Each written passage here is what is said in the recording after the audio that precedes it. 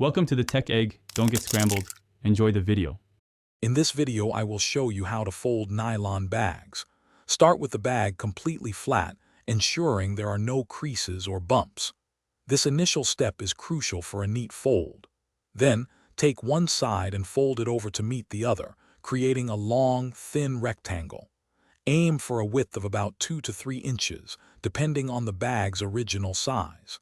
This prepares the bag for the next compacting steps, making it much easier to manage. Now, with your long strip, begin folding it from one end. Fold it over itself in segments, creating a compact square or a small rectangle. Each fold should be about 3 to 4 inches long. If your bag has an integrated pouch, make sure this pouch is at one end of your folded strip. This positioning is key for the final tucking step.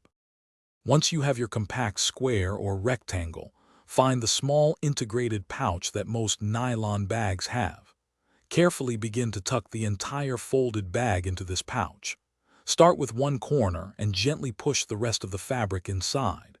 Ensure all edges are neatly contained within the pouch, creating a secure and tidy package.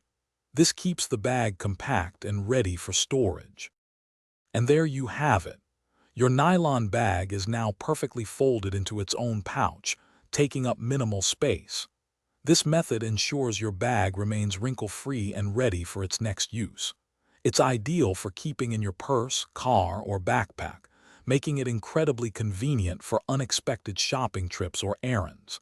Enjoy the simplicity and organization this technique brings. Thanks for watching. Consider subscribing if I helped unscramble your problems.